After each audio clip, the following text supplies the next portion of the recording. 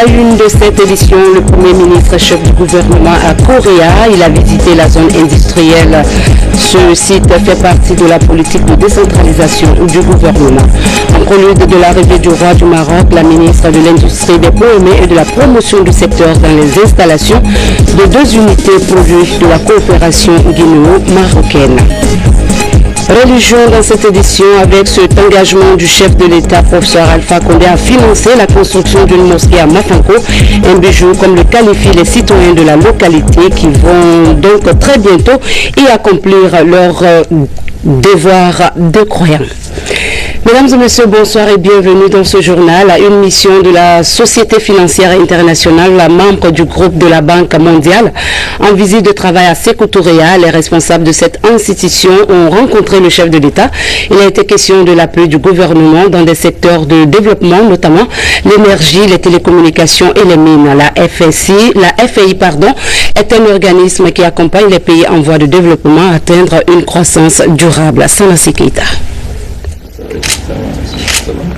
Le soutien de la SFI, Société financière internationale, aux actions de développement engagées en Guinée par le président de la République reste déterminant. Aujourd'hui, les responsables de cette filiale de la Banque mondiale sont reçus en audience par le chef de l'État, professeur Alpha Condé. Les discussions ont porté sur l'énergie, les télécommunications et tant d'autres secteurs dans lesquels la SFI intervient dans le pays. Concernant le projet du gisement de Simandou, Jean-Philippe Prosper, vice-président de la SFI, chargé de l'Afrique subsaharienne, de l'Amérique latine et des Caraïbes, témoigne. Avec le président, nous avons discuté de comment faire avancer le projet. Et le président, avec raison, un peu impatient, veut que nous en avancions beaucoup plus vite. Et nous avons discuté avec nos partenaires et nous redoublons l'effort pour pouvoir continuer avec ce projet le plus rapidement possible. Mais je peux vous dire que les discussions que nous avons eues avec les membres du gouvernement ont été très positives. Hier soir, il y a eu un dîner avec le ministre d'État des Mines qui en a parlé, a confirmé que nous espérons d'ici fin mars arriver à un accord sur ce qu'ils appellent le framework d'investissement. C'est pour une fois que nous mettions d'accord sur tous les aspects, si vous voulez, pour faire avancer ce projet d'ici fin mars. Donc il y a beaucoup de progrès qui ont été accomplis ces derniers temps et nous continuons à travailler d'arrache-pied. Actionnaire dans le projet Simandou avec Rio Tinto et Chinalco, la SFI s'est dit prête à multiplier ses efforts pour faire avancer les discussions avec ses partenaires et le gouvernement en vue de l'exploitation de ces gisements de classe mondiale au profit des Guinéens. Le Premier ministre, lui, était du côté de Correa. Il a visité la zone industrielle attribuée aux importateurs de véhicules de seconde main. C'est un site dont l'aménagement est financé par le gouvernement en vue de désengorger la ville de Conakry. Adi Kamara. Zone industrielle de Correa dans la préfecture de Koya, estimée à 100 hectares, attribuée aux vendeurs de véhicules d'occasion. C'est le Génoroute qui est chargé de l'aménagement de ce site. Actuellement, il y a une brigade du génie qui est basée sur cette zone pour pouvoir faire le terrassement de toute la zone et mettre en place les équipements primaires. Donc, on a presque touché tous les domaines pour que la zone soit vraiment viable. Cette initiative du gouvernement est hautement appréciée par les vendeurs de véhicules d'occasion et de pièces détachées de Guinée. L'aménagement de Correa, ça sera vraiment une bonne chose. Et tous les importateurs sont d'accord, ils sont unanimes là-dessus. Seulement, il y a un problème que nous allons demander au gouvernement. Si on doit sortir de la ville, tout le monde doit sortir. Si El Touré quitte, lui quitte, moi je ne quitte pas, on ne peut pas réussir sur votre truc. Il y a dans la préfecture de Koya, le Premier ministre Mohamed Seydou Fofana a exhorté les uns et les autres à accompagner le gouvernement dans l'exécution de ce projet qui va contribuer à désengorger la ville de Conakry. Nous souhaitons que tous ces vieux véhicules qui encombrent Conakry ne nous fassent plus, que tous les concessionnaires acceptent de déménager ici. Nous allons surveiller, le chef de l'État a donné des instructions fermes. Le ministère des Finances et le général ont reçu des instructions. Dans les jours à venir, les travaux vont commencer. Et ainsi, lorsque nous allons démarrer à partir du fin mars, ce sera une opération continue. Alors, notre souhait le plus ardent, je l'ai exprimé tout à l'heure, est que le secteur privé accompagne. Il ne faut pas attendre tout de la part de l'État. C'est des gens qui sont capables d'importer les véhicules, alors il faut qu'ils soient capables aussi d'aider au moins à aménager l'espace où ils veulent garer ces véhicules. Déjà, toutes les dispositions sont envisagées par le gouvernement pour que ce site soit un pôle d'attraction par excellence avec la construction d'un certain nombre d'infrastructures comme les banques, cybercafés, un centre commercial, un centre de santé, des stations-service, un centre d'immatriculation, des assurances en douane, des brigades de la gendarmerie et de la police. La ministre de l'Industrie, des PME et de la promotion du secteur vient d'effectuer une visite dans 2 unités industrielles qui sont les fruits d'un partenariat entre la Guinée et le Maroc, des usines qui seront certainement visitées par le roi Mohamed VI. Alcine Pascaldine. Après sa rencontre avec le secteur privé guinéen, la ministre de l'Industrie, des petites et moyennes entreprises et de la promotion du secteur privé se rend sur le terrain. Elle veut voir le fonctionnement de certaines unités industrielles de la place.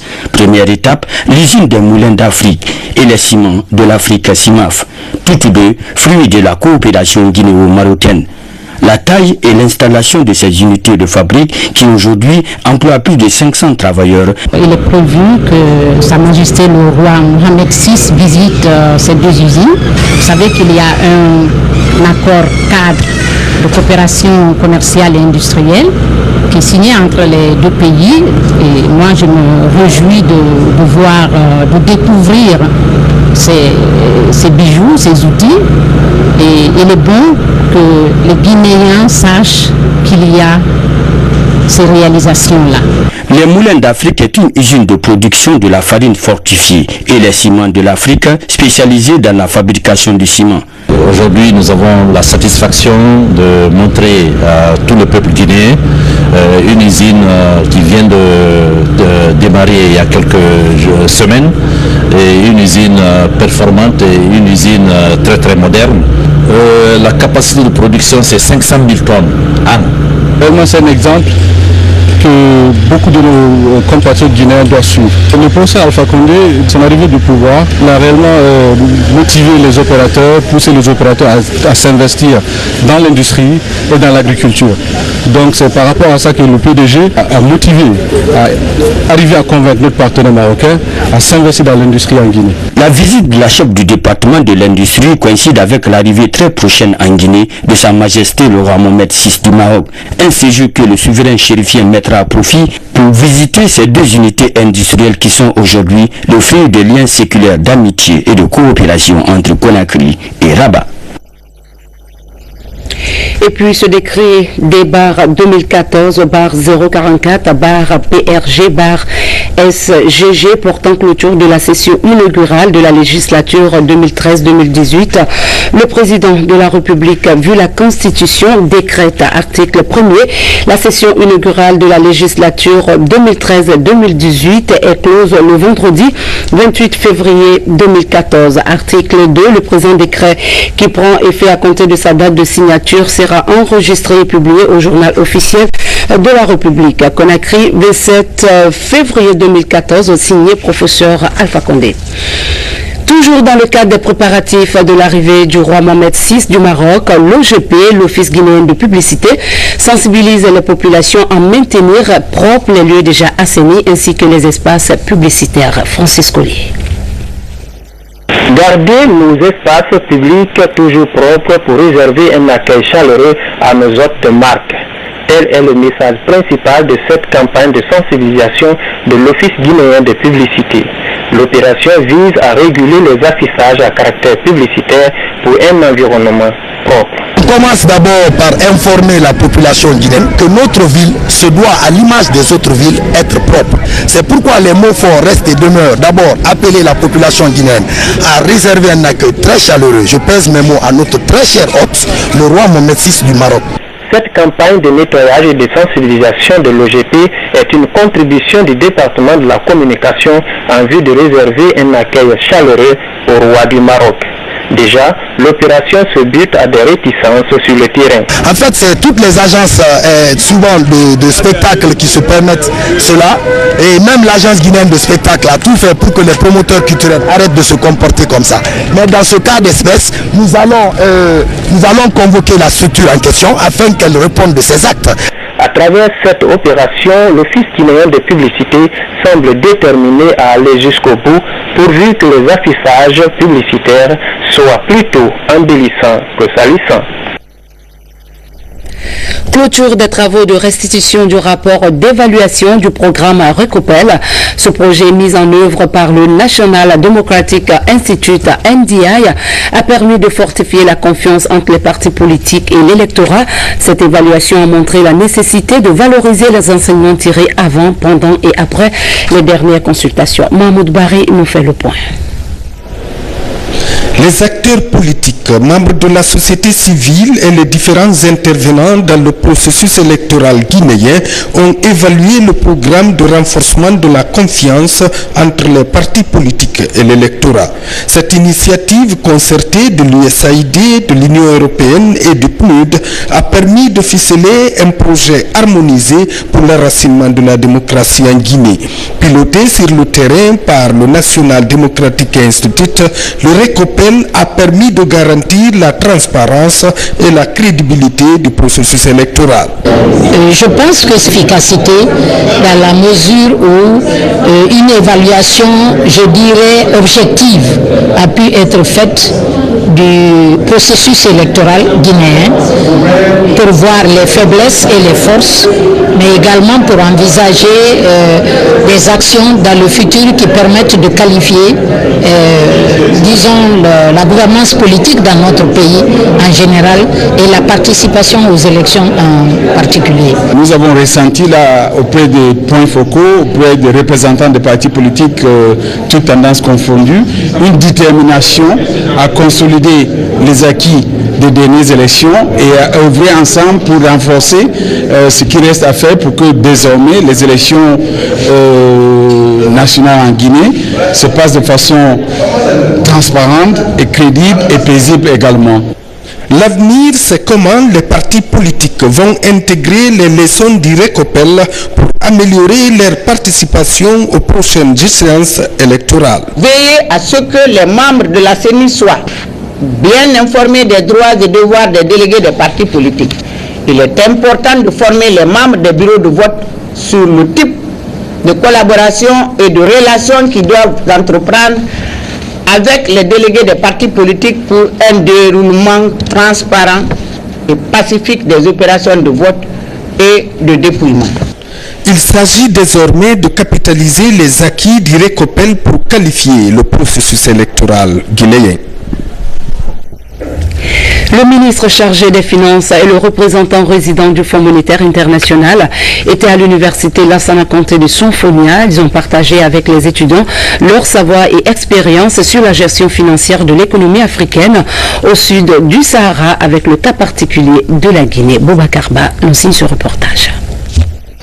Le ministre d'État en charge des Finances et le représentant résident du Fonds monétaire ont rompu ce mercredi avec la bureaucratie pour se mettre à l'écoute des étudiants de l'université de Sonfonia, créée en 2005, avec à ce jour un effectif de 20 000, dont 18 500 boursiers. Mohamed Diaré et Aziz Ouane, assistés du ministre du Budget et du gouverneur de la Banque centrale, sont venus répondre aux préoccupations des étudiants, mais aussi pour partager leur expérience de la gestion financière de l'économie africaine au sud du Sahara et le cas guinéen face au choc endogène et exogène pendant ces 5 dernières années. Le taux de croissance projeté en moyenne pour l'Afrique subsaharienne, c'est 5,5% pour 2014. La Guinée, c'est 4,5%. Mais ces 4,5% n'intègrent pas tous les engagements qui ont été pris à Abu Dhabi. Et si le secteur minier connaît une reprise durable en 2014, et si tous les engagements sont mis en œuvre également en 2014, nous pensons que le taux de croissance qu'on va atteindre à la fin de l'année va être proche du taux de croissance moyen de l'Afrique subsaharienne, c'est-à-dire 5,5%. L'expert du Fonds monétaire, à travers des gestes positifs, a donné de larges informations sur la problématique liée à la croissance, les politiques budgétaires, les paramètres sectoriels, l'investissement, la stabilité macroéconomique et l'inflation. D'une université à une autre pour parler de la gouvernance minière en Guinée, la problématique était sur la table de discussion entre des spécialistes et les étudiants en droit minier de l'université Titi Camara. La démarche vise à améliorer les connaissances de ces étudiants en vue de mieux les préparer aux défis qui les interpellent. Abdoulaye Diallo nous fait le point. Cette conférence débat a pour objectif d'expliquer les enjeux du secteur minier guinéen, un secteur stratégique mais qui est confronté à d'énormes difficultés, telles que la mauvaise gouvernance, la corruption et ses corollaires, seront les spécialistes. L'initiative consiste à améliorer les connaissances des étudiants en droit minier. Il est très important que ces étudiants puissent déjà être à l'œuvre dans le cadre de la professionnalisation de la formation.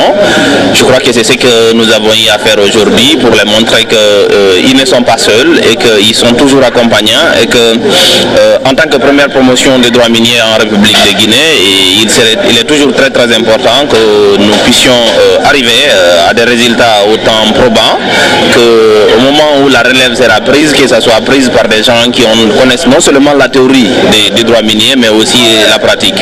Pour les organisateurs, cette rencontre d'échange d'idées et d'expériences est une opportunité à saisir pour relever les défis qui interpellent l'ensemble des acteurs. On a suivi la conférence avec intérêt et il nous a été d'une très grande importance puisqu'on a su encore une fois de plus que le secteur minier guinéen figure en bonne place parmi la politique de développement du gouvernement. Aussi, malgré qu'il est confronté à d'énormes problèmes, donc on a essayé d'évoquer certains problèmes et encore on a essayé de proposer certaines solutions. Dans l'actualité également, le lycée d'Onka et les établissements voisins ont connu des perturbations ce matin. Pour cause, les élèves demandent la libération de 4 de leurs amis. Ces mouvements ont enregistré de dégâts matériels importants, mais le calme est revenu heureusement après le passage du ministre de l'enseignement préuniversitaire et de l'alphabétisation. À Bofa, il y a plus de 2 ans précisément que les travaux de construction d'une usine de raffinerie de pétrole ont été lancés. La construction de cette industrie pourrait générer plus de 5000 emplois. Depuis, ces travaux sont bloqués. Quelles sont les raisons de cet arrêt? Y a-t-il des dispositions prises pour la relance des travaux? Mohamed Sankon répond à ces inquiétudes. Santani est un secteur du district de Tia situé à 5 km environ de la commune urbaine de Bofa. Il y a un peu plus de 2 ans, les travaux de construction d'une raffinerie de pétrole ont été lancés ici. Et peu de temps après, c'est le blocage total laissant place aux herbes. Les populations de la localité prient pour la réalisation de la raffinerie qui se mobilise de temps à autre pour le nettoyage des 200 hectares prévus pour la construction de l'usine et des 164 hectares devant abriter la cité. Nous souhaitons que les autorités nous aident à relancer ce projet de raffinerie pour nous. Toutefois, les populations se posent la question sur les causes du retard d'un projet qui pourrait réduire la pauvreté dans la localité par la création de plus de 5000 emplois. Tout est ok du côté financement, du côté technique, tout est ok. Le seul petit retard était dû à la mise en place de l'Assemblée. Maintenant que tout cela est ok, tout le monde verra. Le financement des 2 milliards de dollars américains semble entièrement bouclé et les travaux pourraient reprendre les semaines à venir. Ce pour le plus grand bien des partenaires américains, anglais, chinois et guinéens. Je vous dirais que le financement, depuis le début, n'a jamais été un souci ou un problème pour nous. Maintenant que cette assemblée est en place, je vous assure qu'une fois que mes partenaires seront là, d'ailleurs que j'attends ici, immédiatement nous lancerons le projet. 2 groupes électrogènes alimenteront l'usine et la cité pour 120 MW, dont 40% de la production destinée à la localité. 6000 barils par jour de pétrole seront produits la première année, extensible jusqu'à 15 000 barils par jour, 3 ans après le démarrage des travaux. Le transport de tout ce produit inflammable sera assuré à partir de ce port qui devrait être aménagé selon les normes standards en la matière. Clôture des travaux de la réunion et de planification des activités du WAP, le programme de productivité agricole en Afrique de l'Ouest financé par le Japon. 4 jours ont permis aux participants d'échanger sur les acquis de l'année écoulée et aussi définir les perspectives pour 2014. Fodé Camara. Les Les acteurs de la mise en œuvre du programme de productivité agricole en Afrique de l'Ouest sont unis par des liens tissés par l'histoire, le fleuve Mano et les mannes financières des partenaires japonais. En termes de difficultés, ils parlent d'une seule voix et utilisent les mêmes mots. Gestion de l'acidité des sols de mangroves à cause des intrusions des eaux de mer dans les périmètres rizicoles, lutte contre les nuisibles et intensification de la production. Qui parle d'augmentation de productivité, c'est pas seulement les aménagements, c'est pas seulement les intrants, il faut aussi des variétés. Ensuite, il y a un thème transversal qui agit sur la baisse des rendements, c'est les nuisibles. La Guinée a été retenue comme leader dans la production de riz, la recherche sur le riz.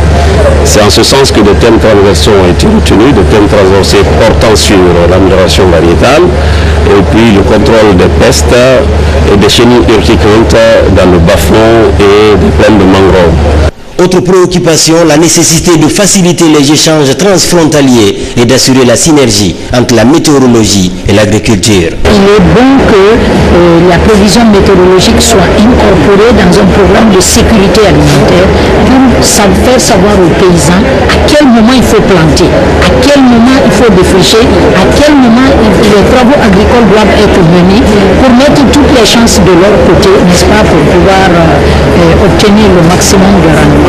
Malgré l'augmentation de la productivité, les investissements des gouvernements et des partenaires ont du mal à rimer avec la réduction des importations des denrées de première nécessité. Là-dessus, un des défis du Forum de Conakry est de poser les jalons de l'Observatoire de la sécurité alimentaire et nutritionnelle. Parlons de la promotion des jeux interscolaires. 4 établissements, 2 du public et 2 du privé vont compétir. 36 candidats vont compétir dans plusieurs matières comme le français et les maths. C'est une initiative du lycée Matam. Tcherno Marovba. C'est dans le souci de revaloriser l'éducation guinéenne dans les lycées que l'amicale des anciens élèves et amis du 1er mars et l'association des jeunes pour la promotion de l'éducation en Guinée à JUPEG organisent cette Scolympiade. Elle met en compétition 4 établissements de la commune de Matam. Objectif, découvrir les maîtres talents des lycées de cette commune. Ça va permettre aux étudiants de simuler un peu leur niveau de compréhension des cours. Parce qu'il s'agit d'une Scolympiade, donc ça donne la possibilité aux étudiants de compétir. Une telle compétition va les stimuler, ça va les préparer davantage à affronter le baccalauréat. Je souhaiterais, aussi bien au niveau de cette école qu'au niveau de toutes les écoles de la Guinée, que ces Olympiades soient organisées afin de permettre aux enfants d'être véritablement prêts. Ces 36 candidats venus du lycée 1er mars, le lycée Bonfi, la Haute-Marée et le lycée Bobel vont compétir dans leur matière de spécialité. Français, philosophie pour les sciences sociales, mathématiques, physique pour les sciences maths et biochimie pour les sciences expérimentales. C'est très bon parce que ça permet aux élèves d'évaluer leur niveau. Surtout nous sommes dans une salle d'examen. Disons que c'était un avant-goût. La remise du prix des meilleurs vainqueurs de la Scolympiade est prévue le 1er mars, date anniversaire du lycée du même nom.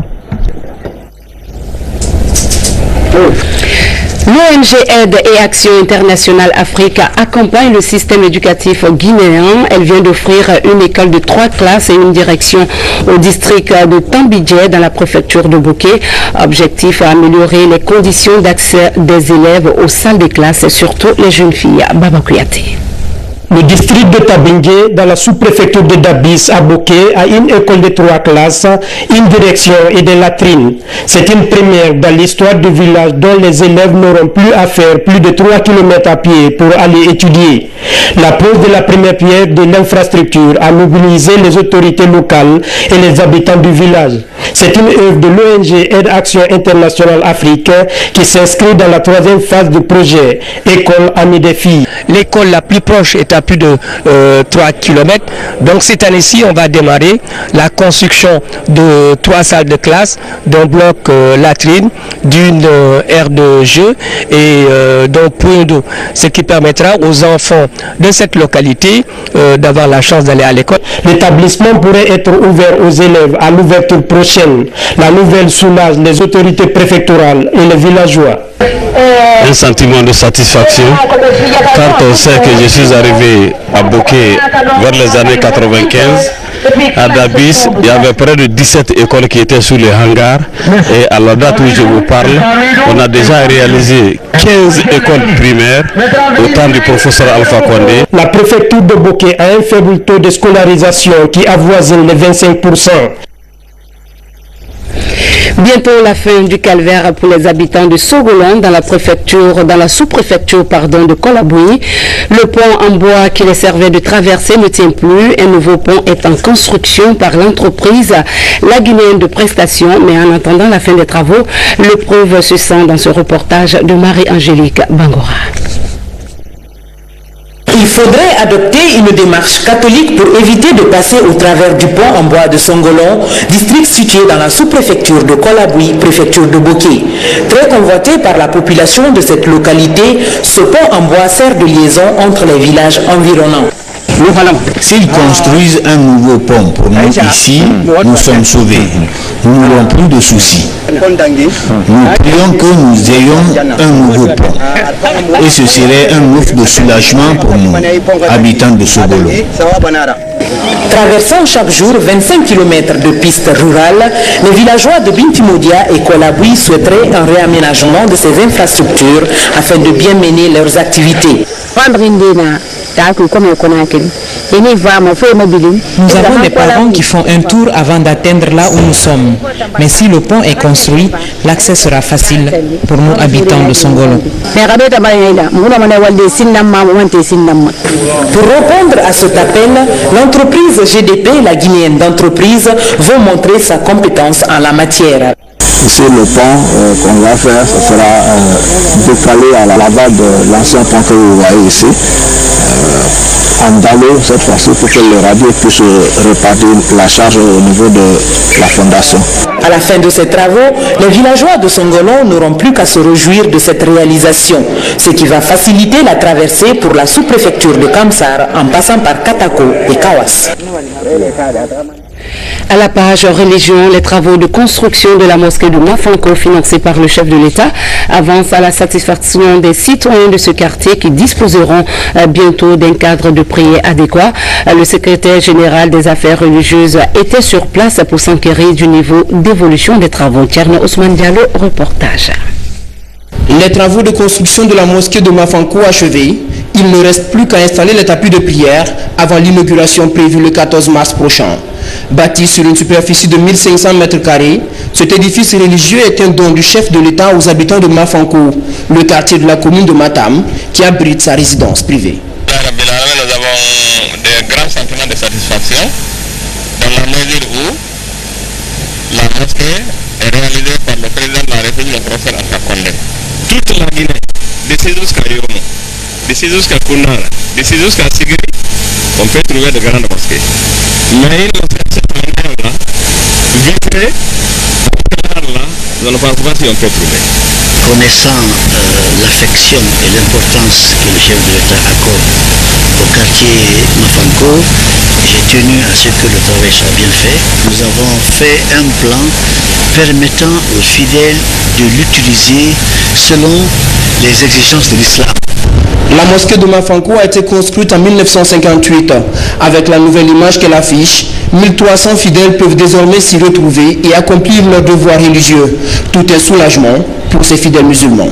On a besoin, ça fait longtemps, mais grâce à Dieu, grâce au président Alpha Condé, on a une mosquée comme ça. Donc grâce à lui, vraiment, alhamdulillah. Et c'est un plan qui est choisi vraiment de haut lieu. Ça, c'est un bijou. Grâce au président de la République. Les travaux de construction de la mosquée de Mafanko ont duré 9 mois. Une école de 3 classes est également construite dans l'enceinte de la mosquée pour adjoindre à la prière la formation des imams et des femmes en particulier, Et puis ce public reportage, la commune urbaine de Mamon bénéficie d'un camion vidangeur.